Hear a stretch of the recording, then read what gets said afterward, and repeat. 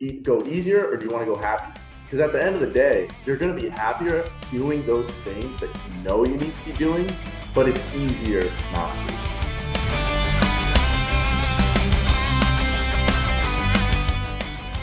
Zane, welcome back to the World XP podcast, man. It's been a Happy little to be while. here. Hell yeah, man. So we were just talking. We decided just to get started. We were just talking about, like, for me personally, lack of podcast episodes recently. It's been, I hit some people up and they didn't respond. It wasn't like people that I knew that I got ghosted. It was like people that were doing cool stuff and then they probably got busy or whatever. Like no hard feelings, that sort of thing. And we were just talking about in the YouTube world. So yeah, go ahead with what you were saying. Yeah, so what I was going to say, and I think this goes for it's a good and it's an interesting point to make about content creation, and it's kind of like a microcosm of like a larger point about life in general, I think. But I think we all know the kind of content needed to like blow up, right? So for you, for a podcast, let's say. And what I was gonna say was I'm trying to praise you because you're going and finding these cool people that are doing these cool things and trying to get them on your show. And that's all you can do because I think we all know what we need to make if we want to, get some traction. You know what I mean? So for YouTube, it's like these are the kind of videos that are blowing up, right? Let's say, like for me, a few weeks ago, I made a Are You Smarter Than a Fifth Grader? I walked around UCF's campus and I played Are You Smarter Than a Fifth Grader with a bunch of students. And like content like that one, it's done okay. Like that video's done all right. But we all know what we need to make, whether it be a podcast, you need to have really like well-known guests on the podcast to blow up, or for a video, you need to make like something like you're walking around on a college campus or you're doing X, Y, or Z that gets a lot of views. We all know if you've been in the space long enough, what's going to do well. Just the question is like, are you going to create that content or not? Which I think is so like what's good about what you're doing is by reaching out to these people, you're trying to make that content that's going to get traction. A lot of people in the podcast space, bro, they just get their friends that are like, oh, like you do some cool stuff and I already know you, so I'll talk to you. But if you actually want to get somewhere, you have to get out of your kind of inner circle and the people you know and are comfortable with. You have to do stuff that's out of your comfort zone. I think it goes for social media, it goes for life in general.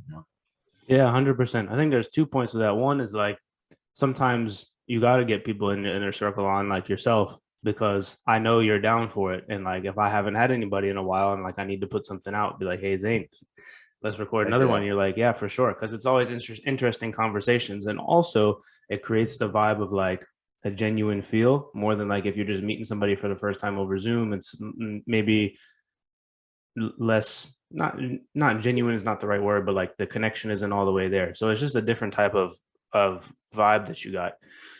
But also to your point, it's like sometimes the stuff that you think is going to do well doesn't do well, and that's kind of weird. Like for example, when I had like don't want to stay in the realm of politics, but when all that stuff at the Loudoun County School Board was blowing up, I had one of the school board members on the podcast, and that didn't do very well. And I like in my head, I was like, either this is gonna bang or it's gonna be horrible. Like nobody's gonna watch it, and that just depends on like who it actually reaches, Exactly. So it's kind of weird because,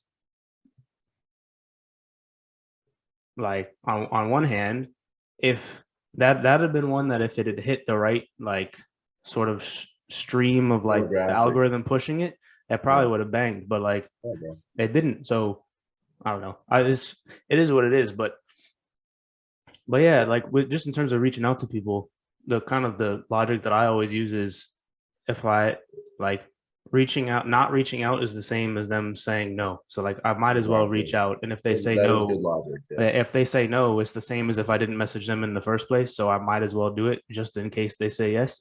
Exactly, dude. Yeah. I mean, that's the thing. And I think for what it's worth, in both of our cases, my video not blowing up, your podcast episode not blowing up, I firmly believe what's the odds that the first pitch that's thrown to you, you're gonna hit a home run? Probably pretty low. But if you keep taking swings, and by swings, what I mean is you keep putting out those good pieces of content that you know are like, this is time sensitive, like for a podcast episode, just like you were saying, that stuff with the Loudoun County School Board was going on. So you put out a time sensitive episode for a current event that was like you thought would get good views. If you keep doing that, it will reach the right demographic. Like I think if you're truly putting in the effort and making good stuff, then it's just a matter of time, really. But then Yeah. it's about being honest with yourself and saying, am I making good stuff? Am I putting in enough effort? Yeah. Sometimes that's a little bit weird because if you looked at the space like maybe 10 years ago or so, if you made good stuff, it would reach the right people. But now you kind of got to get lucky now a little It bit. gets Like, saturated, bro. yeah. I mean, in general, dude, just like you said, yeah, 10 years ago, but social media is so different now. There's so many, it's so accessible, and it's like that's a blessing and a curse. You go back to like YouTube, think about, I think one good example is like the gaming sphere of YouTube. Hmm. It is so hard to blow up as a gaming YouTuber currently. And I used to love doing those videos when I was younger because that was just kind of the first videos I made. I was just like recording myself playing video games. But that was at a time where there was way less people on YouTube. And it's like now, let's say you want to do like a Call of Duty video. You got millions of hours, probably billions of hours on YouTube of Call of Duty content right now. What are the odds that you're gonna, you know what I mean? But Yeah. then, And getting uploaded yeah, every go day ahead. continuously. Yeah, It's yep. the same And with that's the FIFA. thing. Like the FIFA OGs who were there like 2012 or so, like those guys were like that content would nobody would if they started doing that content now, nobody would watch it. Mm-hmm, mm-hmm. And so like Mm. the And bro, to that collaboration, point, yeah, everybody's got 4K camera. Everybody's yeah, got 4K camera, highest quality microphone, like everything in between. It's like, I think just like as the amount of people that are doing it has increased, so has like it's almost like the standards of entry because any you can make a YouTube video with like a flip phone or something. You know what I mean? Anybody can post on YouTube, but to yeah, actually like get people to stay, why would I watch your, whatever lower quality video when there's 100 4K quality high definition videos in my suggested box? You know what I mean? So it's interesting. Like between now and 10 years, where 10 years ago, just like you're saying, bro, it's like if you got a freaking phone camera for Christmas or some crap, or a flip video, what was it called? There was this one camera that my sister and I used to like mess with a lot. Um, but if you had just whatever kind of camera and you posted a funny video on YouTube, you got just as good a chance of going viral as anybody else. But it's totally changed how many people have been hopping on that different platforms now. yeah, 100%. You see it with soccer as well. Like you used to be able to upload like a crossbar challenge video where you just try and hit Yeah, the crossbar from like the 18 or whatever. yeah, And if it was like a little bit funny and you had kind of a funny thumbnail, like it might blow up. But now it's like yeah, you can't like you have to get somebody to click on it and then the content has to keep them there. So like the thumbnail has to be good and like the yeah, other stuff. So it's like that gets into the realm of like how hard do you want to clickbait? And yeah, like bro. me personally, like that's not why I do it. I try to do it a little bit with the soccer videos sometimes, but with these I don't because that's not what it's about. So like I don't know. Am I shooting myself in the foot? Maybe, but also like that's not why. That for me, that's not why. But Yeah, dude. I don't know. It's a weird thing because like you kind of feel. I think the term that was used was like legit bait, where it's like you have to get an enticing title and thumbnail that That's a isn't good. that Oh, isn't I like like that. a lie. Yeah, yeah. No, for sure, bro. I totally agree with that because there's lines, you know what I mean? Even though now like it is getting more difficult to blow up on YouTube and stuff. And I mean to each their own. I think it's a good and bad thing about social media is like anybody can post damn near anything. Like you can find somewhere that you can post what it is that you want to post. But there's definitely like there's people out there who will just they don't care about they don't have morals, they don't care about anything. Like I'm gonna clickbait, I'm gonna lie in the title just like you're saying. And it's like, yeah, you could do that, maybe it'll work out. A lot of times those videos have just as many dislikes as they have likes because people are like, why did you title it this way when I Well, came to they the video? well It they wasn't took the anything like that. dislike number away.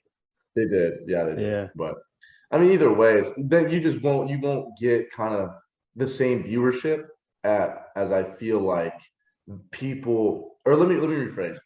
You might get as many views as someone who is more like legit baiting, like who's just making a more regular title for their An video. enticing title. Yeah, more regular, yeah, enticing title. It's not like a lie, but at the same time, like you will still get the same number or more viewers because you're just lying. You know, there is incentive to just totally clickbait people. That's why I'm saying it's not.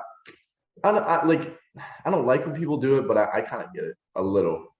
Oh, But it's like, I get it how for do you want sure. to build your career off that? You know? Yeah. No, I get it for sure. There are people like I know people that built their like their base off faking. There's one guy who's in the the Sidemen. No.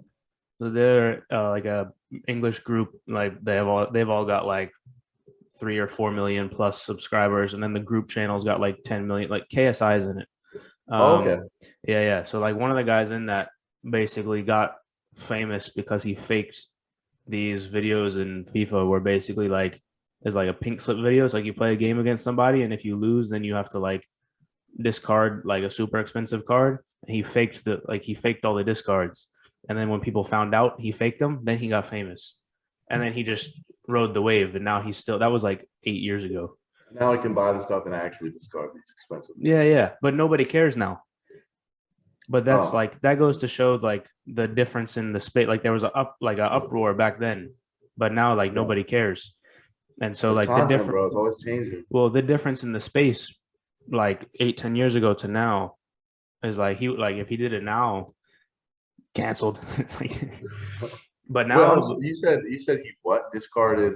so it was like on FIFA, it would have been like um there was a way to like manipulate coins. So like if you had a Messi, for example, that was worth 1 million coins, if you lost the game, you'd have to like sell it to your friend for like 10,000 coins. Oh, So like they basically won the card off you by beating you in the game, and so yeah. he faked those transactions basically. Word. Okay. Yeah, yeah. But I mean, hey, to me, I don't. There's worse things you can do. No, Way worse. 100%. But I'm saying like then people got really mad about it, but now like Oh, depending on oh yeah, how bro. Now it it's would like, be different. yeah. Now it's like you compare that to some of the other things people do. Like, Mhm. bro, people be faking like anything, bro. They'll fake dying or they'll fake somebody dying. I mean, that's happened on YouTube. That they'll clickbait people into thinking that. I've seen there's some guy, I can't remember his name, it's like Jay something, but he was like a vlogger, bro. Mhm. He would fake like him dying, he would fake his girlfriend doing stuff like, and he blew up. He got a ton of hate, but he blew up a lot. And that's that's the thing with YouTube, bro. I mean, you can fake a lot of stuff and you can get a lot of viewership off that, but it's just, is that It's what you not want your foundation to be? it's You not know, sustainable. that too. I feel like after a while, people are just kind of like, okay, like it's just another fake video. Why do I want to keep watching this? Yeah. Speaking of fake deaths though, the thing so I had one guy on, I don't remember which episode it was, maybe 12 or 13 or something like that. This guy Devante, he's like a musical artist. One of his fans like faked his death or like tried to fake his death. Like one of his fans tried to fake the artist's death. And so he had a bunch of people texting him like, "Yo, are you okay, man?" He's like, "Yeah, why?" And then like they would send him articles or whatever, like or like Facebook What the posts, so like heck, saying, "Oh, this guy like passed away yesterday," and like dude? that's That's weird because going back I to what think you were I've saying I about think the I've read something. accessibility, huh? I feel like I've read just that happening to artists. Yeah, but that's because going back to what you're saying about people being so accessible, it's like so easy for somebody just to do that, and then like if you're reading stuff, Scary. it's so important to like to make sure that just do a double check on most things because When you people. start popping, bro, get the information about you is so accessible, bro. And it's like that it goes for any number of things. Like your address could get found, your phone number, your anything, bro. I mean that your friend Devontae, bro, he got his death faked, and it's you can't really do that without like having a decent bit of dish on somebody. Yeah. So yeah, it's scary. Yeah. Somebody put my phone number on like as a prank. Like, you know, when you're in middle school and you go on like not Omegle, but like I forgot what the site was. Like one of those sites, and you would just like drop somebody's phone number on there, or like comment on somebody's like a famous person Instagram, like, oh, this is their phone number. So somebody did I'm it to dead. me on Yeah, like I know what you're talking about. Yep. And a bunch of people start texting me, "Hey, yeah, hey, he was Drake." yeah, I think it was Justin Bieber or something like that. My friend Yeah, put my phone number in his comments. Was like, "Oh, this is his phone number. It's been leaked." And for the next like 3 days, just like all the like FaceTimes, phone calls, texts, like from like 12-year-old girls. I'm like, dude, it's like fuck you, man. That's But funny. it's wild that people will just do anything and everything for a bit of fame. It's kind of Content, weird. bro. A little bit of fame. I don't know. I don't know. Yeah, It's kind of weird because like it is. And people. there's a lot of bad stuff, dude. You know what doxing is? Mhm. And that's a thing now. Like, why are people? I think there's almost no reason why you should ever get a Just bunch of someone's personal info and just put it out there, yeah, like I was gonna their say real quick. address and stuff. Yeah, real Yeah. quick, just explain what doxing is for those listening. Oh, yeah. Doxing is basically when you get somebody's like address, phone number, their personal information, and you put it out to the general public. You can do that any number of ways. You post it on Facebook or Instagram, TikTok. I think it's been a big issue on like TikTok and Twitter. People will just they'll find it's not just anybody because I don't know if someone put my address out there, it's like who cares enough about me to like come over or something like that. So it's usually you get a celebrity or like somewhat well-known person's like information, and then you put it out in a space where people will do bad things with it or to that person, and it's really scary. Yeah, that was happening some with some of the protests and stuff. Like people were doxing like Yeah, city council members and stuff that weren't like, and like that's where it's like, okay, that's too like you can't be doing that. yeah, I don't know. And people, it's I don't know. I don't want to be famous. Like, you know, like I like creating content because especially for I don't know, just like having conversations with people. And sometimes like my general rule of thumb is like if one person learns something or like gets something out of the conversation, then like that's a win for me. oh dude, that's a great like I don't need uh, the rest of it. heck yeah, dude, absolutely. I saw kind of off topic now, but do you know who Daniel Peterson is? No, I don't. No, I don't. He's just like a philosopher, basically. He's pretty much basically he's a philosopher, but he's like modern day. I mean, he's still alive and stuff. Like he's wrote some good books, and he's just talked about a lot of different ideas. A lot of his lectures are on YouTube, but one thing he says about conversations is your goal in a conversation should just be that you and the other person come out at the end of the conversation, you have improved from when you started the conversation, Hmm. whatever that means. Even if you can pull just one thing out of the conversation that makes your life better than it was before you started the conversation, that's what's most important. Yeah, that's huge. That's Yeah. like everywhere you look, things are sad. You know, so Yeah. like Right. to And that's keep what I'm that saying. You gotta mentality. just hope like you don't get doxxed because you're making positive content and hoping for things like that. Yeah. But no, that's a really good point. Just in general, to for like living, if you get like one positive interaction, to like really hold on to that positive interaction, because I think what's the rule of thumb for like YouTube comments? I think is for every like 9 positive ones, if you have one negative one, like you'll only remember the negative one. I don't remember what the exact rule is, but Something like like that. That sounds right. it's so important to like hold on to the positive ones because most of the time those people actually mean well, and like you don't know what the person that posted the negative ones, like they might be upset at something that, like I don't know, like their girlfriend broke up with them, or like their mom's mad at them, or like anything. Like you have no idea, so it's like Yeah, you don't know dude. where it's coming from, like Yeah. unwarranted. Sometimes though people are they have constructive criticism, and that's different, but you don't know. It's important to hold on to those little like positive things that help you, you know. Absolutely, bro. And I think you can, if you think, and this is what I've found is interesting about a lot of just negative things with ourselves, whether it be negative self-talk, any kind of Mm. issues you have within yourself, if you can think about it for even just a minute, you realize that it like all the negative, a lot of the negativity in your life does not need to be there. And one example just like that is for every nine, positive comments, if there's one negative one, you remember the negative. But if you just think, this is the way I look at it. Nobody in my life, like my inner circle, I believe would drop a negative comment on a YouTube video. If it was let's say it was a YouTube video just like that I would post, like a vlog. And let's say it wasn't me. Let's say it was someone they didn't even know. Just like a vlog. They posted a vlog. If my friends in my inner circle didn't like the video, they would probably just move on. They wouldn't comment anything bad. Maybe they'd even comment constructive criticism, but I don't think they would comment anything negative. So the way I see it is like, if somebody comments something negative on my video, like, and I mean truly negative, criticism is one thing, just like you're saying, you Yeah, want to, yeah. that try to take that and improve. But if someone comments something just negative, that's kind of, it doesn't really help anything or anybody, you got to just understand, well, that person, just like you're saying, they have their own issues. And this comment comes from a place of really just projecting than it more than it does like them actually not liking me or my content.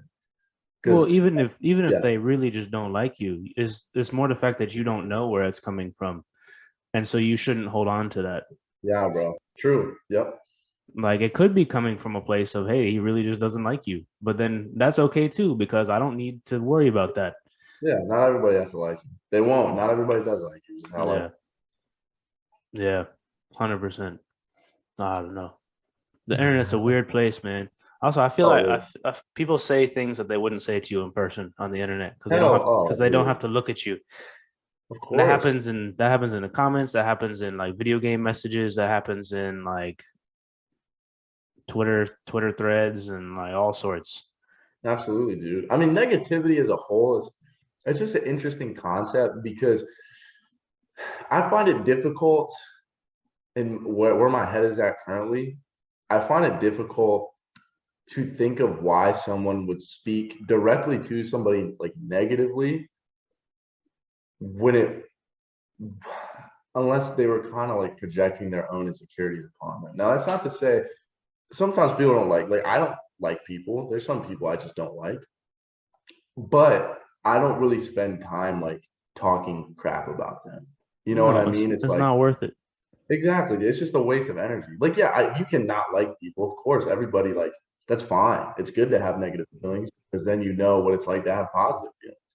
But I don't, I'm not gonna go onto their content and be like, hey, this sucks, or this is terrible. Because then it's like you have your own issues and you'd rather spend your time talking crap trying to bring somebody else down than fix the issues you have in yourself. And I think that just goes, I mean, it goes for anybody. That's kind of the way I try to think about, any negative comments or things like that. It's just like thank you for spending your time and like not, you're really not doing anybody any favors by putting negative content out there because you're just not, it doesn't help. It's not criticism.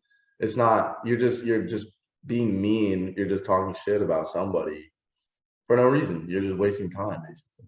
Yeah. Do you?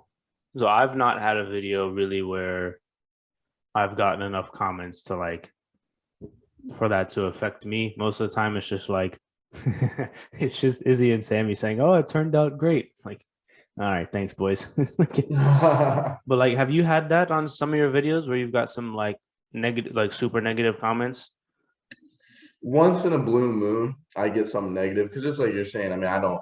Here's what I will say on TikTok when I kind of was popping off more because my other socials have been doing a bit better. My TikTok hasn't been doing a whole lot recently, but TikTok, I mean, it would just be kind of cheap shots. Like it'd just be like about my looks or something, or so yeah, bro. Or like they would one thing on TikTok for a while was like they would, just the straight face emoji, just like the line and then like Mm-hmm. the two eyes or whatever. They would comment that as like you're signifying this wasn't funny.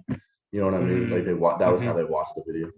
Um, I haven't had anything that was like that I can remember that was like a deep cut that was like, yo, this is so terrible. Like, why would you post something like this? Stuff like that. Um, so yeah, I mean, every now and then it's something negative, but so far it hasn't been anything positive. But I know like when I get a larger following, it'll get worse. But that's okay. Yeah. I stopped going through like once in a while if I'm watching a video and like I want to see what people have to say. Like it depends on the channel because some like there are some communities around channels that are actually that are like as a community rather than just people like saying random stuff. And so Yeah, sometimes I'll go in the comments just to see like what people thought about like that particular subject.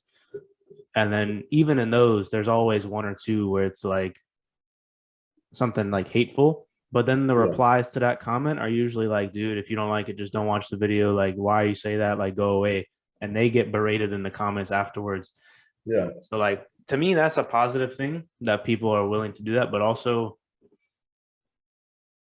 living in living in the comment section of any social media platform, I feel almost is like Just gross. just a waste of time, honestly. Like 99% of the time.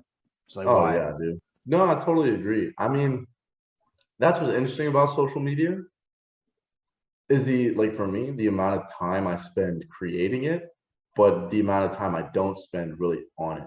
Same, Like yeah. I post a lot of TikToks and I post a lot of reels and YouTube shorts, but I don't watch that many YouTube videos. I don't watch that many Instagram reels, and I don't watch that many TikToks. I mean, it's just I think that that's kind of where just you kind of take a step back from social media and you just look at these human beings, right? Because they're social media creators, but we're all humans. And it's like, where is your life at? Where is your head at? Are you the kind of person that, all right, you post your content, so then what? You know what I mean? You finish posting, what's the rest of your life doing? Are you just watching more content? Which is, there's something to be said for that. But I also know of creators who are very successful. One I really like, his name is Jay Shetty, and you might have heard of him, but he I has think a I have. podcast. Yeah, he has I mean, he's huge. Like, he's just a big influencer. He has a lot of content out, and I was listening to one of his podcasts yesterday. He said the most like there's very successful people, and like studies show that very successful people spend like less than an hour a day with like using social media for entertainment. And that means they'll use it for, maybe like posting their own things, or maybe for, maybe like, I don't know, talking to friends or whatever. Hmm. But they don't really use it to just scroll through. I mean, I'll scroll because I want to see what's up with the trends and stuff, but I don't really use it just because, like, oh, I'm bored. I'm just gonna go on social media. Like, generally, I like playing basketball, or I like going to the gym. And I think that's where kind of the difference is, people who live in the comments, so to speak, people who make social media, but also are kind of like addicted to social media. And then, ideally where I want to be, creating social media, but also living a fulfilled life that I enjoy. Because I've found like lately, I've been a lot more dedicated to my social media, and I'm really happy and excited about that. But Hmm. the thing is, and this is, I think, where a lot of people have hiccups, it's not you can't just say it's the social media, you know what I mean? Like, I want to be a big creator, I'm going to work really hard on my social media. That doesn't cut it. You have to work on your life in general, and then the making the correct decisions in your whole life positively affects everything in your life, including that social media. So I think that that's where, like I said, getting back to our original point, those people who live in the comments, yeah, they live in the comments because they don't got anything else to do. Like, back up from, they're not just commenters, they're human beings. What are they doing with the Sure. rest of their life? Going through social media, finding other videos to comment on, not being productive, not being happy, and so forth. Yeah. And that makes it because people can tell, like, if you're putting out content, but you're not happy with the rest of your life, people can tell usually Yeah. that, like, oh, he's faking it, or oh, this doesn't seem genuine, or this or that. So Yeah. it has an impact on you in that way, like on the numbers and that sort of thing. Because people will just be like, ah, oh, he seems pissed off all the time. I don't want to watch Bro. that. I don't want to watch And I that because think it's too, negative. like, even if they can't tell, what I'll say personally, bro, this is the most dedicated I've been since like June, I think of 2021 to now. This is the most dedicated I've been on my social media, and it's because I've been making changes in my life. And Mm. because that's the thing, it's not just saying I'm gonna be better with social media. Like I'm just gonna do it more. Because that goes with anything, bro. You can't just say like I'm going to do this one thing better, like or I'm gonna be more committed to this if you're not committed in the rest of your life. Like if I can't be committed to social media if I can't get myself to make my bed every day or go to the gym a few times a week. Like if you can't stay committed to things, because social media, I want it to be my full-time job one day. And if I can't stay committed to something that takes me an hour a day, like going to the gym, or like I'm really into meditation. If I can't get myself to meditate for 10 minutes a day, a few times a week, how do I expect to be able to commit myself to something like social media, which is like a part-time job? You know what I mean? Yeah. So that's the thing that I think, just like you're saying, if you're not happy with your life and social media, you're trying to like get big on social media, it's not going to work out that well because just like you're saying, people will be able to tell that things aren't going the way you want, or you're just not going to put out the content that you really want to put out that you're proud of because you can't fake it forever. You can't fake it that well. So Yeah. Plus, if you're not committed, like when you're doing social media, your boss is you. So if you're not disciplined or committed, like it's not going to work bro, out. And so exactly. for me, the last month or so, like I picked up an injury through soccer and I was kind of working through some other stuff. And so I put social media on the side. It was kind of like, I'm not going to put out good content right now. With that, plus the fact that I had two people kind of cancel. So it was kind of, for me, I was being lazy about getting people back on. Um, because of other stuff that was going on in my life. And so but yeah, no, for sure. If you're not disciplined enough to like really because it's like you have to make you do it. And if you don't like doing it, you don't want to do it. And so it's really hard to Exactly, make bro. yourself do it. And then instead, you can waste time scrolling through social media, which is what I found myself doing a little bit more. But when I'm putting out a couple podcasts a month and when I'm putting out the soccer videos, I spend way more time creating rather than looking. Mhm. Um, and even when I don't watch a lot of videos, I listen to a lot of videos while I'm doing other things, if that makes sense. Like if I'm Mhm. Yeah. folding laundry, like I'll have like I'm not watching the video, but like I'll have it on just to see like, okay, this is kind of people are using these songs in the background now, or people are using this sort of cut or transition like for the soccer one, Right. or people are Right. making this face for the thumbnail. Like one thing was kind of random that I think people don't know about thumbnails is when you put your like those wild facial expressions on it for YouTube videos, like you have to take the pictures. So I tried to take some yesterday. It took me like Yep. 50 attempts to get one that I liked. At his way, I was like, oh, I'll just take one, it'll be fine. And it ended up like 15 minutes later, I was like, damn. Yeah, dude. No, I totally get that. I totally get that. And but getting back to what you're saying, I mean, I think it's what I've found in life in general, and like I said, because I don't know, it's cool to talk about social media. Like I'm always happy to talk about it, or like working in general, like a job or just your general life goals. But I think at the end of the day, all of it comes down to like your own persona, I guess, and how you are living your life. And what I want to like tell people always is it comes down to how you question yourself. And this isn't an original idea. I fucking read this shit. So we ask ourselves questions every day. Like we all, we question, why am I doing this? Is this what I want? Is this not what I want? What would I maybe rather be doing? Just like when you're scrolling on social media, I think what's interesting, right? We always have that uneasiness in our bodies whenever we know that we're not doing what we should be doing, whatever that may mean.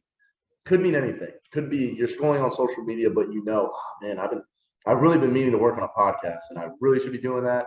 And I'm sitting here and I'm scrolling through TikTok right now. Just like an example, we have that uneasy feeling in ourselves, and it's hard to kick that because it's easier to just chill and scroll through social media than go actually do something that you need to be doing. But what it's all about is getting like kind of digging to that level of questioning and being like, why am I doing this? Why am I sitting here scrolling when I know I need to do this other thing? And then it's about getting up and doing that other thing. Because if you can kind of dig deep and question what it is that you want and who it is that you want to be, and you can, answer those questions honestly and tell yourself, well, honestly, I just like you're saying, I've been lazy. I haven't been the person I want to be this past however long or whatever. In regards to being like your podcast, social media, whatever, if we can dig deep and we can say, I haven't been making the decisions that I do because it's hard, man. Like it's easier to do the shit that we shouldn't be doing. It's easier to, let's say you're on a diet, you want to lose weight. It's easier to fucking eat McDonald's. It's easier not to cook that healthy meal and just have some ice cream or whatever the hell. DoorDash. The DoorDash, exactly, bro. It's so much easier. But if you want to make those positive changes, it's like, which way do you want to go? Do you want to go easier or do you want to go happier? Because at the end of the day, you're going to be happier doing those things that you need to be doing, but it's easier not to. So if you just have to ask, what do you want? What do you want to do? At the end of the day, you're going to be happier 10, 20, 30 years down the line because one of the great quotes I read, bro, the decisions you make now decide what your life will be in the future. Seems obvious, but if it's so obvious, why don't we live by that logic more? We don't make the right decisions now. A lot of people, No, I don't. Nobody I don't does. either, I mean, yeah. nobody makes every single one correct. But if you're honest with yourself and you're not doing the things that you need to be doing now for a better future, then you can say, hey, no, haven't been doing it. Let's change now and let's start doing those things so I have a better future. Yeah. I mean, absolutely, man. It's like two things that I thought of. One, like when you feel better after doing the right things, like what I don't want to like, and when you wake up and you don't want to go to the gym in the morning, and then you go to the gym, like Bro, you might hate it when you're there, but afterwards, like for me personally, at least, my day is always better. And always, then dude. yeah, and then the other thing is like it's a lot easier I've found to kind of make those better decisions when you have a goal that you're aiming for. For sure. Yeah. So part of the thing for me personally was like I'm having to find new goals. It's like what is it? What actually is the goal with the podcast? So I have to like redefine like what I want to do with it because it was like why am I doing this? Only like not that many people watch. Like, does anyone actually get anything out of it? I don't know. Should I be doing it or should I not be doing it? And I have to remember that, like what I said earlier, is like if one person gets something out of it, like that's a success. So I have to like remember that, refocus Mm-hmm. kind of, and then go again. Exactly. I think that's a great point, man. Because at the end of the day, and this is another really cool thing I've read. A lot of times, our life, our happiness, unhappiness, is based on the metrics that we measure ourselves by. And just like you're saying, you were questioning, well, why am I doing this, man? Like, are that many people watching it? There's your first problem. And I think, and this is another interesting thing. Again, this is all stuff I've read. I don't want to take, these are not original ideas, but they're really cool. And I've taken them out of some different books I read. When you're measuring yourself by the wrong metrics, so one example that a wrong metric is something that's out of your control. You can put out the best content in the world and 0 people can watch it. That's out of your control. But then, and I think it's a good metric to measure yourself by is, did I help one person? That's a good metric, bro. Because ideally you're getting a view per video. If you're not, you're doing something wrong. Like you'll get a view. Yeah. So I think that's a great metric to measure yourself by, because then you are hopefully constantly fulfilling that metric and realizing, well, I'm helping people while doing this. I'm helping myself. There's your one. You're talking to people that Yeah. you probably wouldn't have talked to had you not had this podcast. So you're learning more yourself. And by doing that, I mean, you are fulfilling that metric every time. And a lot of times, just like you're saying, one example for me, I, I set a goal by the end of this year to have 500 subscribers. I hit that, but that's not a good metric to measure myself by because I don't control if people subscribe to me or not. A good metric that I did was, I don't remember how many I said, but I wanted to make a certain number of videos by the end of the year. Now, by setting that metric and setting that goal, what else am I doing with that? Well, I am improving my ability to create videos. I'm learning more about the social media space. I'm like improving a skill. So by reaching that goal, I'm doing a lot of other things for myself. And it's also a metric that is completely within my control. I either post that many videos or I don't. I like it's, I do or I don't. And that's where I think a lot of people get caught up is by just measuring yourself by things that are out of your control. You a lot of times won't reach where you want to get to. But the thing is, it's not your fault. If you're doing the best you can, like that's all you can do. You have to understand that these other things will come. And you want to measure yourself is by, are you putting in the effort or not? And then you can set goals that decide I am putting in the effort or I'm not putting Yeah, 100%. Like you're saying about the metrics and myself being the person that I'm helping. Yeah, that's exactly what it is. It's like I can't go say, hey, like insert person here who I haven't talked to in 10 years. Hey, you want to like get on a Zoom call so I can talk to you for an hour and a half about what you're doing now? Like if I said that, they'd be like, "Oh, that's weird." It's like, but instead, it's like, "Hey, I've got a podcast. Do you want to come on the podcast?" I'm like, "Oh yeah, sure." Yeah, dude. And then, like what you were saying back at the beginning about the goal of a conversation is to like get one thing out of it and like be a better person at the end of it. That is kind of the active, like maybe unspoken sort of rule for me, but that's how I want to do it. Kind of come at it from the view of view every person as though they know something that you don't, and Exactly. like And bro, to really keep they that do. back there.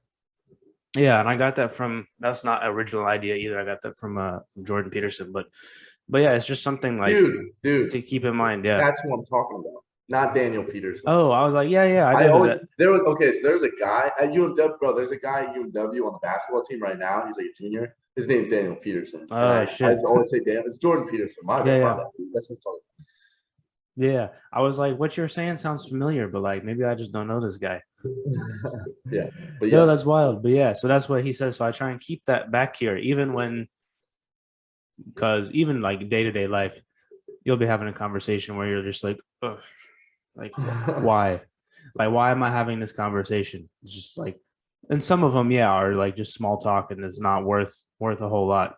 yeah, But every person is their own person who's going through yeah, their own stuff, and so you can always glean just a little tidbit of like, oh, they did X because of Y, and you're like, oh, that's interesting.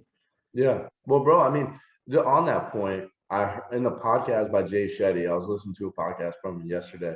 I don't remember exactly what he said, but he just said like when you're around people who kind of have I don't want to say values that align with yours, but like people who are successful, people who maybe you admire and you kind of strive to be like in a sense, ask more questions. And when you're Mm, around people who are kind of the opposite of that, who I don't want to say you feel like are below you, but like who not as driven or ambitious, maybe.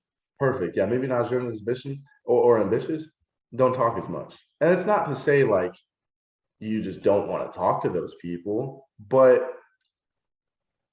you want to maybe listen and see what, just like you're saying, what you can find from that conversation, even though it may not be like the most fruitful one because maybe they're not as driven and they don't talk about the same kind of things as you do. Because bro, another thing he said that was really interesting about like it was like the levels of successful people, and it was like the most successful people talk about ideas and the Mm, least successful people talk about other people.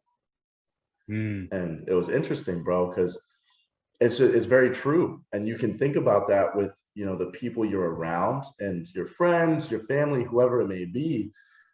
Some people are in a headspace where they want to create and they want to spread kind of positive ideas. I mean, that's the thing with me is like, do I want to be an influencer or a creator? Like, yeah, because I want to learn more from other people. And I also want to spread what I know kind of to the world and spread what I learned to the world. Cause I mean, we're all learning, but those who are kind of not in that headspace, they're a little, I feel like honestly, a little more small-minded. They want to talk about other people. Like that's why, frankly, maybe I'm on my high horse right now. I don't care that much to gossip too much. You know what I mean? Mm-hmm. Or talk about others, in a negative way. Because it's getting back to what we were talking about, kind of at the beginning. What does that do? Like speaking about somebody else, it really does not help anybody in their mindset, in their life, ambitions, whatever it is. It's like, okay, you're talking about somebody else, and generally in a negative manner. If you're positively talking about somebody, I think there's always room for that. But if you're gossiping, it's like, cool, you wasted the past 10, 15, 20 minutes talking trash about somebody. Congrats. Like nobody has really improved from this. But when you're talking about ideas, you are being inspired, and you're you're I mean, that's the word. You're being inspired, and I think that is what we all hope to feel and to be, by other people or by ourselves. Yeah. The Yeah, I think it's kind of it's a little bit of a simplified way to look at it. I think just ideas and just people, Yeah, because you can say, okay, I'm going to talk about this person, but I'm going to talk about why they did that. It's like that's kind of yeah. it blends it and that sort of thing. But just generally, it, jumping past like I don't know, if you talk about the actions of somebody or a group of people, I'm with. I think but I like think he why they meant more did it. like gossiping. Yeah, yeah, that's for sure. That's what he meant. I just wanted to make that clarification because for those listening who like aren't watching like us, our facial expressions kind of like understand what's kind of what was unsaid there. Yeah, But yeah, I think is interesting. That's the other thing about the social media sort of spheres. Like you are able to connect with more people who are putting themselves out there than you otherwise would. yeah, dude. And sometimes I don't necessarily care for the like the solely influencer type, like the Logan Pauls of the world. Like I Dude, so don't I just necessarily want to I just want to say real quick because I just sure. kind of had a thought that this very well sums up what we were talking about before, in that like social media, like true growth and being a good influencer, a lot of it has to do with the rest of your life. Because if, Mm, if your whole life is social media, you're not going out in your regular life and experiencing things and growing as a person. Because you can grow with social media, sure. And hopefully you can use social, like, I'm not saying you can't be a full-time influencer and still grow as a person. Of course you can. Social media growth, like it will open so many opportunities for you. But if you're doing everything in your life purely based on, oh man, like how many subscribers will this give me? How many followers will this give me? Rather than how will this help me grow as a human being? Like, how can I go to this event or have this experience and learn from it and just, you know what I mean? And get yeah, from it. Then you're not attacking, you're not going to it the right way. You're not kind of attacking it the right way. yeah, And if you're able to, use social media as just another way that you grow and improve as a human in your life, then that's how you kind of have that happiness throughout your life, is because you're being fulfilled and you're learning and you're growing and experiencing things, rather mhm, than just kind of being solely, this is social media stuff. How am I going to grow from this? You're not really experiencing it or experiencing other things in your life. You're not, you know what I mean? So I think it's yeah, important, just like you're saying, to use it as a way to learn and experience and grow. yeah. There's a good example of that, and again, I'll go back to like the England soccer YouTube scene because that's what I'm most familiar with. But there's a lot of these guys will put on like charity matches. So they use the Awesome. like the social media influence to put on like a charity match, and they raise a butt ton of money because they're like all super famous and whatever. And then sometimes there's conflicts there, guys who will be like, oh yeah, well I have a million more subscribers than you, so I'm better than you. And there's like what comes out of that is like, why are you here? Rather than like, because they live in these solely basing what they're doing off the numbers, rather than, hey, you're here for a charity match and we're trying to like raise money for people. So Yeah, bro. that shows exactly what you said in action in real life, like in a super concise way. But it happens all the time. Yeah. I think we're quietly dissecting like literally why influencers, celebrities and stuff get a lot of them are like looked at as like fake, Mm, LA, stuff like that, is because a lot of them they believe that, like I said, getting back to those metrics, that's the metric they measure themselves by is their subscribers and their YouTube channel. And I'll say one thing that's kind of helped me take more pride in my YouTube and my content creation. I'm not a big creator. I just hit 500 subscribers about YouTube on YouTube. Very excited about that. But I look at it as, yes, bro, absolutely. But I look at it as, this is just a part of my life that I'm dedicated to, and that I've promised myself things like I'm gonna make this video. I'm gonna sit down today. I'm gonna make this video. I'm gonna post this today. I'm gonna do this. I've made myself promises and I've kept those. And it's not. It's great to see the growth on social media. I love seeing kind of that tangible, like my goals are coming to fruition. But what's even better is just showing myself that I can make myself promises and I can follow through on them and I can stay committed to things.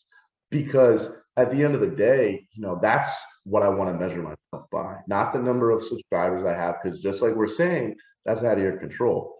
I want to measure myself by the fact that I can commit myself to things and be dedicated, follow through on promises that I make to myself.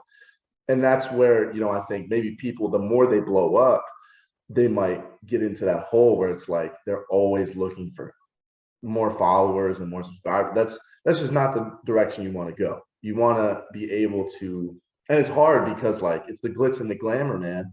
Everybody loves when you have all these subscribers and the fame and the glory, and it's easy to get caught up in it. But if you're able to, like I said, measure yourself on your character and being able to keep promises to yourself, other people, and so forth, rather than just I have more subscribers than you. That's how you live the fulfilled life that I think really truly everybody wants at the end of the day. 100%. And going back to what you were saying about staying committed to something, that was one of the. So there were many, many, many reasons why I started this why I started the podcast in the first place. But that was one of them because COVID had, I don't want to say just started. We were a couple months in, but like I could kind of see the writing on the wall that we were going to be in this for a while. So I was like, what am I going to do with myself for the next whatever? It's like, this is an option. I can basically use the internet to hold me accountable. Like if I don't post, somebody's like, "Hey, where's the next podcast out?" And I'm like, "Oh, damn!" Like I was being lazy. So it's an easy way to hold yourself accountable. Yeah, By using the dude, internet to that's hold you beautiful. That's a accountable, great point. if that Great. makes sense. And so Yeah, that was one of the things why I was like, okay, there's hobbies that I could pick up. How accountable am I going to hold myself? I know myself. And sometimes, like we were saying earlier, it's so much easier to do nothing rather than to do something. yeah, And I was like, you know what? Let me artificially make somebody else hold me accountable where there's no pressure on like Jenna to hold me accountable. Like she doesn't have to remember to be like, hey, did you do this today? Because you don't want to put that pressure on somebody else like yeah, in real life around you because that they got their own stuff to worry about. yeah. But like by doing this artificially, now I have like people don't really do that, but it's like it's in my own head. Like, No, dude, oh for sure. I mean, yeah, I yeah, think that's a great point. That's a great point because just like you're saying, bro, it's kind of like that's really, yeah, it was very well put. You're helping yourself in two different ways because it's like, yeah, granted, you're not gonna have people banging down your door, hey, when's the next podcast coming out? Like whatever. But you know that the first good thing is you've grown a foundation of people who enjoy watching whatever it is you're watching. So that's cool. You have like a little community going. You are, even if it's just your close friends that are like, oh yeah, he's doing this. Like that's cool. I'll make sure to keep an eye on that on the podcast. But then because you have those people who are starting to like, your content, then you are starting to go up and you're like, hey, I have these people who like my stuff. I should stay committed because I don't, I want to make sure that I keep doing this because I've now grown this community and they want more content. And because of that, it's like it's like a healthy desire to continue it because Mm-hmm. you've shown other people and yourself that you can put out good stuff that people enjoy. Yeah. And then you get like a message here or there from somebody that you didn't know watched your stuff. Like, oh, I really like this episode. And I was like, Bro, random I was like, I didn't even know you were watching. They're like, yeah, yeah, I've watched every episode. I was like, for real? Like, yeah, so it's like, dude. okay, I like if you're enjoying this, like I should continue. that's the one person. Like I have There you me, go. but like that's the other Exactly. one person. So Heck yeah. And I mean, that's what I've read or heard is like, it's good when your close group of friends like praise you and like your stuff, your podcast, your content, whatever. But what you really want to look out for, just like you're saying, is those people you didn't even know were like watching you. It's like mm, those acquaintances, the Instagram follower you kind of know, you met one time, maybe stuff like that. When those people are like, "Hey, this is good," that's the compliments that not to say your good friends compliments don't mean anything, but it's like they're gonna be nice it's about different. it. Exactly, bro. Yeah. But when people you just kind of know are taking time out of their day to be like, "Yo, this is good. Like, keep it up." That's what's like, okay, awesome. Like, I'm actually just like you're saying, starting to expand like my circle of influence because those people that originally were just a face, pretty much, now are actually checking me out, looking at the things I make and enjoying them. I try to make an effort sometimes to like when people are that I don't really know are putting stuff out to like to take a second to be like, hey, this is good. Yeah, Because that's awesome, dude. people like I know from myself, like we were just saying, like it's different than your close circle of friends. So like sometimes I try and make an effort to do that, just to, like spread positivity, if that makes sense. Absolutely, bro. And I mean, the thing is too, I know you. I don't imagine you would just tell somebody that if you didn't mean it. Like you wouldn't Yeah, just no, no, if they no. post a crappy piece of content, you probably just scroll past it and be like, okay, Yeah, good luck. I hope they improve. I hope I come back later and it's better, but yeah. this time around wasn't for me. But yeah, dude, I mean, that's so important and it's great that you do that because you're showing other people you're being the person that you really like to other people, Hmm. that kind of acquaintance on the outer circle that's like just letting you know this is good stuff. So that's awesome, dude.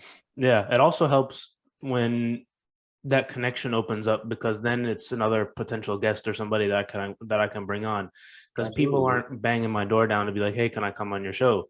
It's like Yeah. I have to put in all the work to try and get people, which is fine. It's just it's Mhm. part of what it is. But every new kind of connection is a new door that like, oh, somebody's uncle happened to like be a scout for an NBA team. It's like, for real? It's like, would he want to come on the podcast? Like, yeah, sure. It's like, wow, all right, sounds good. That's a completely fictitious example. I just made that up. That's not actually coming. I wish it was, but Hey, bro, I might be able to. I can talk to a friend. I got a friend who's well, this is just a totally different story, but he works for the Lakeland Magic G League team, mhm. and he's a manager of something. I'm pretty sure. So I could Mm, talk to him, see sure. about. Yeah. Yeah, well, there you go. But yeah, no, yeah, it's just like it's all perspective, isn't it? Because you can take the same actions, but it's like, why are you taking those actions? If you've got the foundation of like a His solid life, foundation, it's more his life. sustainable. I feel like, yeah. And that's the thing. Just like I think that is, it's very hard to make overarching statements about life in general. Mm-hmm. Because there's very few things that I can like consciously say are just true because there's so much that I believe is like up for questioning. But I think that one true thing, like there's like I said, very few. One true thing is that your foundation, the foundation of your who you are as a person, is going to decide the rest of your life. You can't. My easiest example is with like talking to girls at the bar. You can't spend your day, watching TikToks, eating junk food, and beating your meat, and think that you're gonna go to the bar and be suave, coolest dude in the room, have no issue talking to girls. That's what I realized, bro, is like when I was not to say that was ever me. Like I've been a productive person. I've like lived, I feel like to this point I've lived a like pretty good life. I've been productive. Recently I've been more so, which I'm happy about. But in the past, honestly, I dealt with like some sexual anxiety in college. I did because for one reason, the thing is, it was very like self-inflicted, and it was one of those things where it was like the longer I went, because I think there was like a 2-year period where I just didn't get with anybody, and it was like the longer that it went that I had got with anybody, the worse it would be. Mm. And it's like when I'm spending all my time thinking about that and stressing about it, and just thinking, oh well, when I go to the bar tonight, let me just be confident. Let me just, you know what I mean? And rather, what I found has, because at this point it's over, like that, not a problem anymore, luckily. But what fixed it wasn't anything I did. It had nothing to do with the woman. It had nothing to do with going to the bar and talking to him. And maybe a little, because I've now gained more confidence and more ability to talk to women at a bar or just out and about. It's what I'm doing every day. You know what I mean? It's like, let's say this is an original idea. I call it the 23 and 1 rule. And it's, you got 24 hours a day. Let's say you spend, and this is just the easiest example is, like I said, talking to girls at the bar. Let's say you spend 1 hour at the bar, okay? The hour you spend at the bar, and whether you're successful or not with the woman, has not that much to do with or of course it has to do with what you do at the bar, but whether or not you're confident when you're at the bar and you speak, you kind of say what you mean what you say, speak with conviction, are able to talk with, you know what I'm saying, like some air Hold a under your voice, conversation. hold Yeah. the conversation, so Not forth. just do a cheesy Tinder pickup line, all sorts. Exactly, bro. Exactly. Not some bull crap you like read on Google. You know, it's not about that hour at the bar. It's about what you did the other 23 hours a day. Mm. Did you go to the gym? Did you make yourself a promise that you kept? Did you work at a job where you don't even have to like it, but where you feel confident and you feel like you know what you're doing? Is it a job that you're proud of? You know what I mean? Are you working somewhere that you feel like, hey, the girl says, hey, where do you work? Are you gonna stutter? Are you gonna, well, I'm doing, what are you doing the other 23 hours of the day? Because that 1 hour, sure, like you want to have some game, I guess, but game, it doesn't come from reading yeah, it doesn't come from reading on Google, or definitely not from, if you're spending the other 23 hours watching YouTube videos and scrolling through TikTok. It comes from being confident in your life and living a life that you are proud of. That's that 23 and 1. That's my 23 and 1. It goes for anything, Yeah. Whatever it is that you're setting your mind to will be much easier if you have other things in order and you are doing things that you feel proud of and feel confident in. Yeah, 100%. It goes for anything like sports, like how you're going to perform on that 1 hour or hour and a half during the game. It's like what you've been doing the rest of Exactly, the bro. life. I'll Yeah, say all this, like sorts. I just finished my week of training at this new place I work at, Haleo. I just finished my training yesterday. And quite frankly, like I killed that shit, bro. Literally, it was my last day of training. Yeah, I know, right? So I'm a food runner. Do you know like what food running is compared to serving and bartending and stuff? Nah, give people listening the lowdown. What's up? Quick scoop. So think of it like there's 3 positions, let's just say. You got your busser, your food runner, and your server. So they're the people who they grab all the dishes off the table when people are finished eating, bring them back to the dish room, basically keep the place clean, fill up the waters, all that different stuff. And then you got food runners. Those are the people who actually take the food to the table. And servers will help do this sometimes, but food runners generally are the ones who like just bring it from the kitchen to the table. And then the server is the one who goes up to the guests, talks to them the most throughout the night, takes their orders, things like that.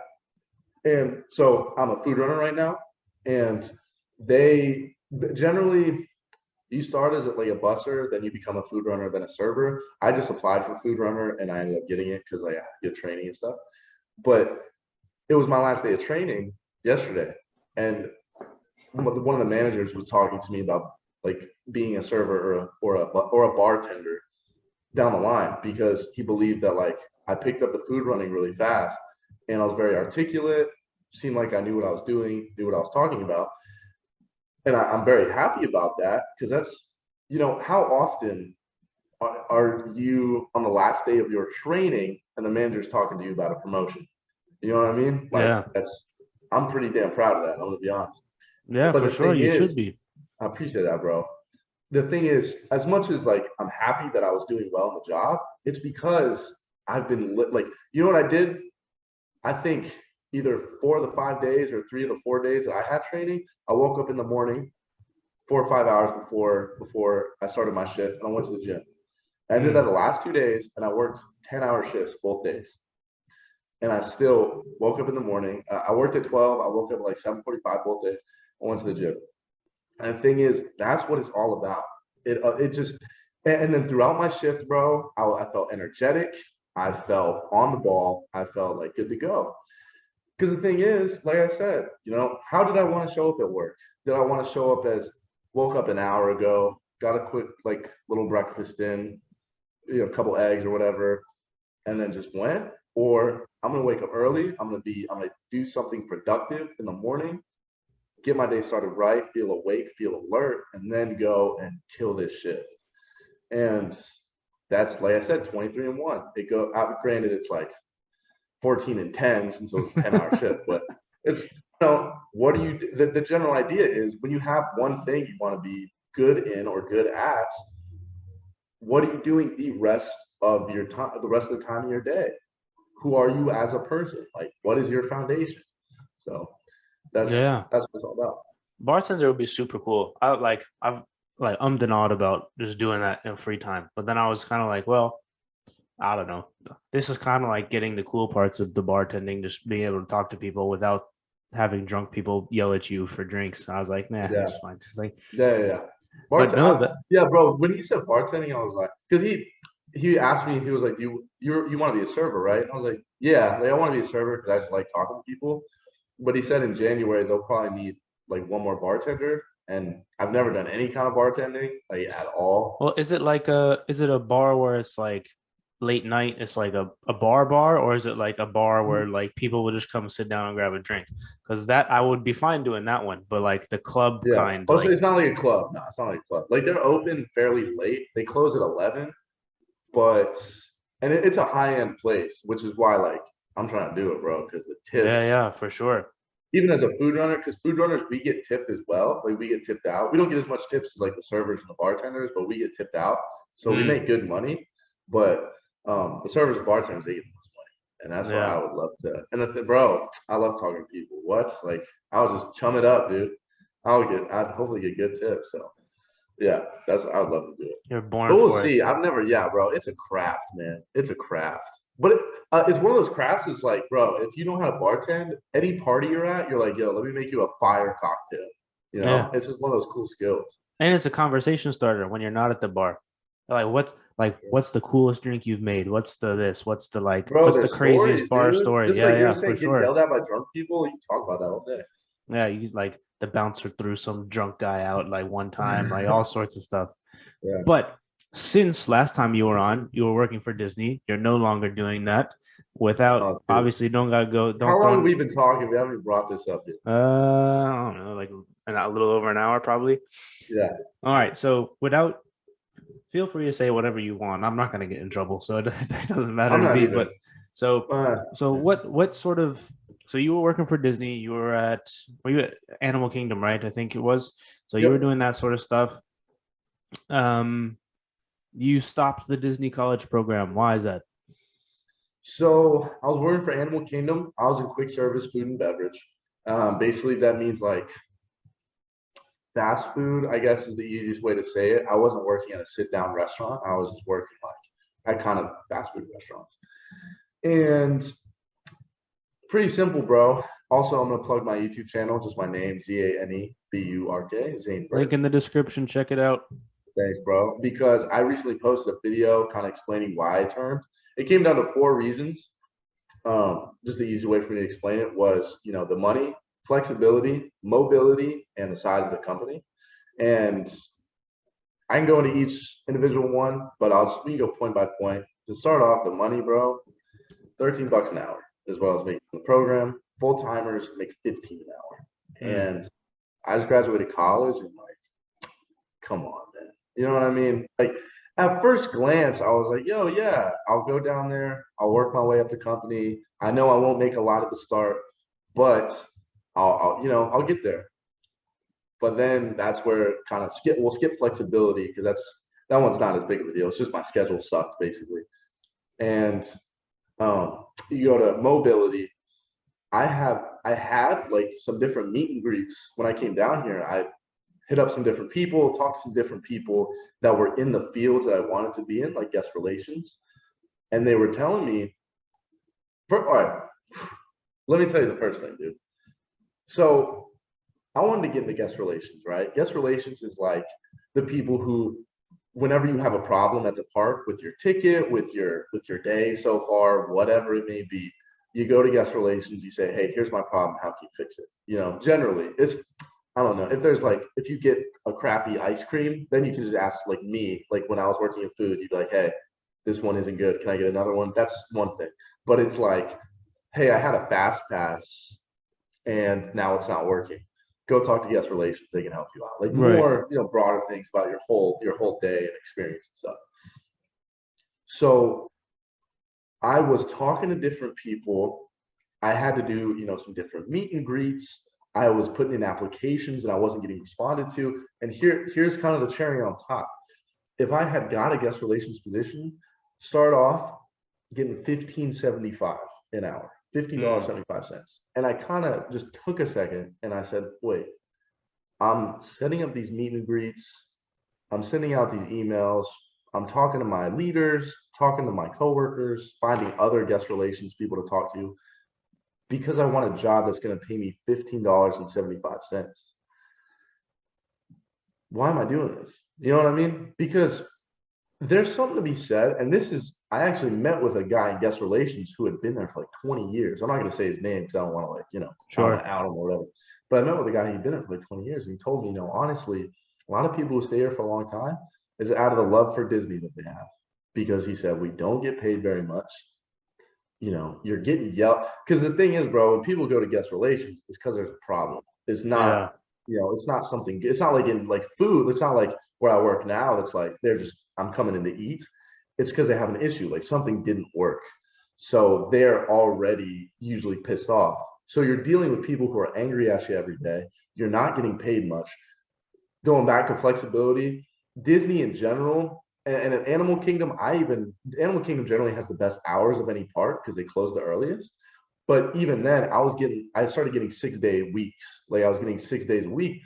And back to the money part, they would give me 6 hours a day because you get 6-day pay. Like if you work on a 6-day shift, like 6 days a week, on the 6th day, you will get like time and a half for your hours because it's like extra time. But they gave me 6-hour shifts because they didn't want to give me overtime. They wanted to keep me under 40 hours. So I'm getting one 6-hour period where I'm getting just under $20 an hour. Like that sucks. That's terrible. You know what I mean? Yeah. And I just kind of the main reason I quit, like I said, all those reasons. And then the size of the company was just like, I just felt like a number, I think one thing that was kind of eye-opening, there's plenty of people in Disney, they've worked there 20, 25, 30 years, and they are never gonna even sniff like true managerial level Disney stuff, dude. Like, not to say CEO, but like you want to be like the VP of the park or of like Animal Kingdom, let's say, or like the general manager of like food and beverage somewhere, something like that. It's very hard because so many people want to work for Disney. And it's just like, if you don't have that real love and passion for Disney, then moving up is just it's really not a viable option for like your life as a whole, Gotcha. So, all right. So you've come to this realization. You kind of put some feelers out there. You end up at this restaurant where you're doing food running stuff. Was that the first choice, or what did you want to go into, or were you just looking for something to keep you afloat in the meantime? Oh, bro, that's a great question. So this is basically what happened. It was very fast how it all happened. It was literally I worked on a Sunday. Okay, so I worked. This was the Sunday before Thanksgiving, and I worked that day at Disney and Animal Kingdom, and it was swamped, and it was like the first day of like holiday rush because around Thanksgiving and around Christmas, obviously Disney gets popping, and it was the first day of holiday rush, super stressful. Well, stressful for the most part, bro. It was like I would get to a certain point and then just be kind of like numb because I was like, all right, bro. I'm serving Dole Whips and like who cares, bro? Like if you're gonna be mad about it, like I'll give you another one. I don't. I'm gonna be honest. I gave out so much free stuff because they. It's not a bad thing. Like they wanted us to create magic, like which basically means for food, it means to give out free stuff. Be like, hey, oh, it's your birthday. Oh, here's a free, ice cream. Yeah. Um, and bro, all the time I just be like, here you go. Like it's on Mickey. That's what we're supposed to say. It's like it's on Mickey. Enjoy. Like he said he'd cover you today, and I'll just do that all the What time a because I nice was just like, nice guy. yeah, that's not right, exactly, and that's why, yeah, at a certain point, I was just like, I'm not going to be stressed. I'm just going to give them another one. Like if they're mad about something, okay, here, take five more. I don't care. Disney's such a huge company. They have so much money, bro. They're not losing anything. And anyway, so I worked that Sunday before Thanksgiving, and very, tons of people there. And I had been questioning, like, what am I doing? Like, is this even worth it? $13 an hour. This sucks. Um, and then I got my schedule. So I worked Sunday. I was off Monday and Tuesday, just my regular off days for the week. Got my schedule for the next week because they drop every like Tuesday at midnight, basically. Mm-hmm. Got my schedule for the next week. I was scheduled 6 days, 6 days, 6 hour shifts, just like I explained before. And I honestly was just like, no, like I'm not doing this. I literally was like, I could work 6 hour shifts, or I could just quit. So I had already been talking to a couple of friends of mine. My good friend Eric, he works at Haleo, and then I have another friend. His name's Devin, but he works in Epcot at a restaurant called Chefs de France. It's in the France Pavilion of Epcot. And it would be basically the same thing as Haleo, just like a food runner job is what I would do. And I had been talking to them about like openings, and Eric had already told me like when he applied, Eric sounds like a nice guy. Eric, hey, yeah, he's a good guy. Love Eric. Me and Eric go way back. But Eric had told me he applied to Haleo, got hired the day of, and was like working within the next like 3 or 4 days. So I was like, you know what, dude, I'm gonna call out on and I was calling out from Disney like a good bit because I was getting real close to like getting fired for it. Like I said, I don't really care because I don't plan on working for Disney again. But I called out on Wednesday and interviewed at Haleo, and they gave me the job. And then Thanksgiving was the next day. So I was like, you know what? Originally, I wasn't even going to go home for Thanksgiving because I was going to have to work.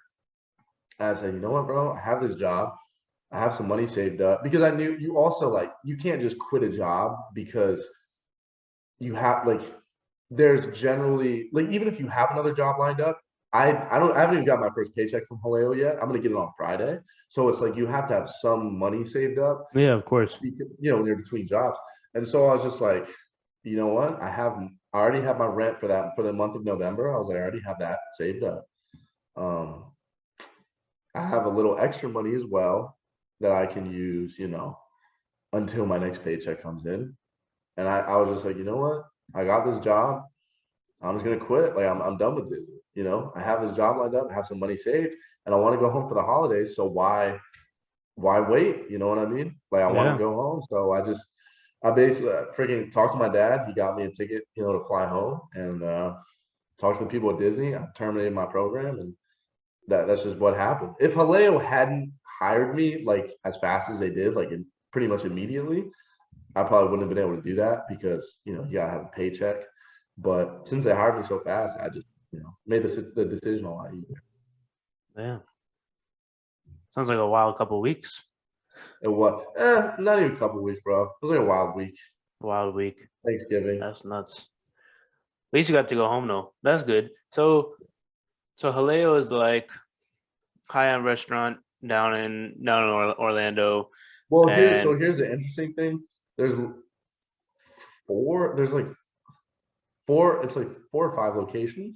There's one in DC. You hmm, can totally look it up. What's interesting about Haleo, shout out Haleo.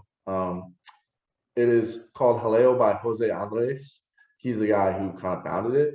He is credited with bringing, so Haleo is a kind of restaurant where you pay a lot and then you get like small plates, hmm, but it's not like kind of snooty, I guess, so to speak. It's small plates, but they're very like it's high end food. And Jose Andres is credited with bringing small plates to America. Basically, they're hmm. called tapas, and he's credited with like bringing these small plates of food uh, to America. And the main thing you get there is called the Haleo Experience, and it's like $95, but it's 6 waves of tastings of like all these different, the best, basically the best foods on the menu.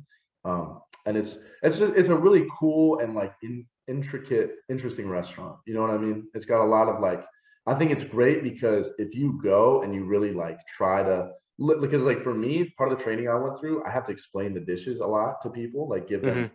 what it is, because it's like they're paying a lot of money. You want to make sure they know like there's reason for it. This is why this costs this much and stuff like that or whatever. I don't say that, but I'm like, No, of this is course. why this is a fancy food. So if you go, what's cool, what I like about Haleo is if you go and you really like listen to the food runners or the servers and stuff like that, and like admire the restaurant stuff, it really is an experience, and I think it's worth the money that you pay for it. You would say that. They just hired you. Yeah, right. I would, but I like it a lot. Oh, that's not. I've never worked in the food industry before. I've heard both good and horrible things about it. So hopefully it pans out for you. But Thanks, bro. I think honestly, it's location. Like I feel mhm, like your job could suck if, like I said, Animal Kingdom. I was in food, that sucked. But now I am at Haleo, and I like it a lot. So is that kind of where you want to where you want to stay, or have you been reevaluating? And by stay, I mean like high end food industry, or have you been kind of reevaluating? Because I know you're talking about like guest relations and doing things like that. So where are you at with that sort of stuff now? well, that's a great question. And to be honest, I didn't even mention, and this is back to like the more flexibility aspect for why I quit with Disney. I wanted a job that was more flexible. And with Haleo, it is more flexible and I'm making more money. So with Disney, like I said, working 5, 6 days a week. At Haleo, I'm going to work 4 days a week because I want to spend the other time focusing on social media because that's what I want to do full time.